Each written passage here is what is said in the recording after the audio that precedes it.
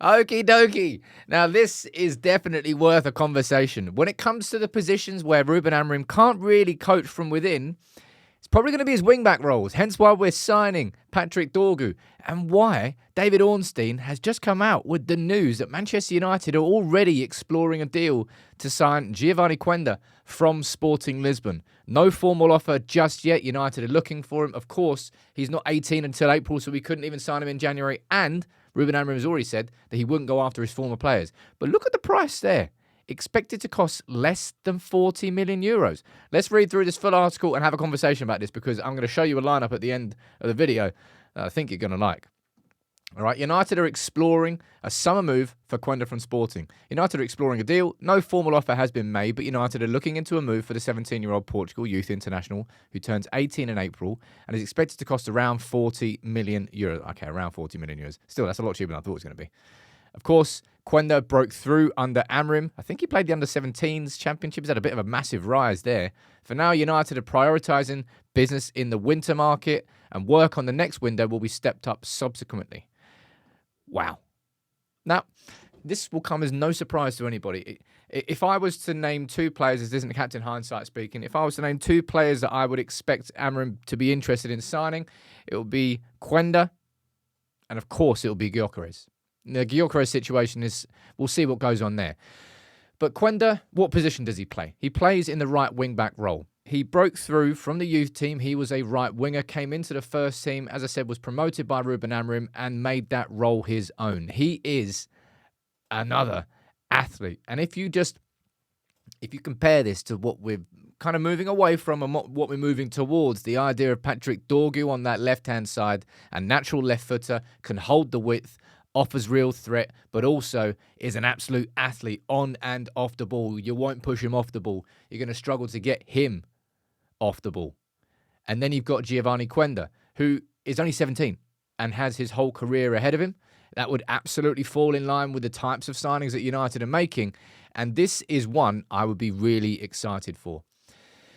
As I said at the start of the video, when it comes to Ruben Amorim being able to coach players, like Alejandro Garnacho, for example, I'm not ruling out the fact that he can stay at United and he can develop at United and become one of those number 10s and actually learn to play on the inside. I think we've seen some development there. But when it comes to the wing-back roles, I don't think it's possible. We've seen it with Diogo Dalot. We've seen it with Nussim Mazraoui. The demands for that role, physically, massively outweigh any other role. The idea that you've got to stay wide, you have to offer the width, you have to bomb forward, you have to offer an attacking threat, but also cover straight back, because if you don't, there's a huge gap either side of the three-man defence.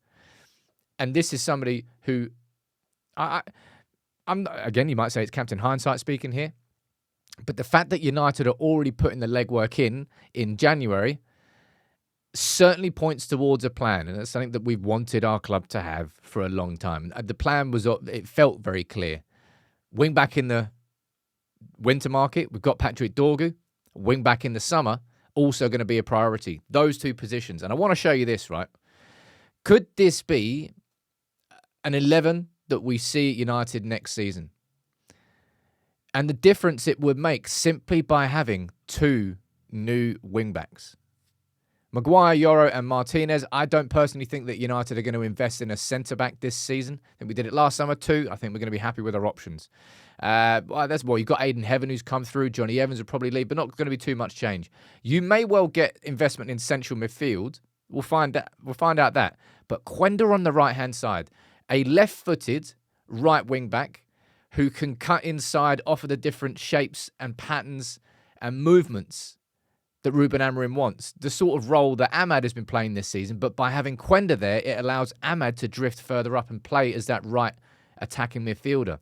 And then having Kobbie Mainoo and Ahmad as the two attacking midfielders. I've got Højlund here. Of course, that could end up being Gyökeres after the summer.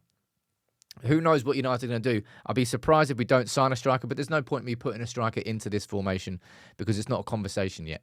But David Ornstein, kind of out of nowhere there, I was not expecting to be doing this video today, is saying that United haven't made a move for him, but we're already exploring a move in the summer. And I think, as I said, I think it's Gyökeres or Quenda, which would be the most impactful signing from Sporting?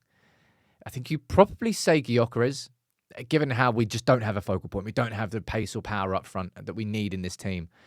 But you cannot underestimate the difference that it's going to have in this team simply by having two actual, I wouldn't even say natural wing backs, but two players who are physically capable of playing there. 19 and 18 by the time if it does join in the summer. Young and their whole careers ahead of him. They know Quenda knows the Ruben Amorim system. He's come through at Sport. This is exciting, man. This really is exciting. I like to think that United have still got something to do in the January window, but the fact that we've got Dorgu in, we're seeing and hearing reports that Tyrell Malacia may well go to Benfica on loan. So it could be when you look towards a team for next season, it could be that hypothetically we do this. Luke Shaw, let's go over there, right? Luke Shaw, he would be leaving. Malacia, he would be leaving. I think Delo and Mazraoui will stay. Both of them can play as a wide centre back as well as a backup to those positions.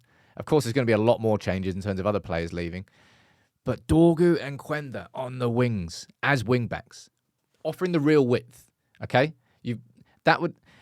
I think I've asked this in a couple of live shows. It's like, do you think that we should play Ahmad as the right wing back and sign a right inside forward, or play Ahmad further forward and sign a right wing back? And it was kind of unanimous from the community that we should sign a right wing back. And that's exactly what United are doing the legwork for.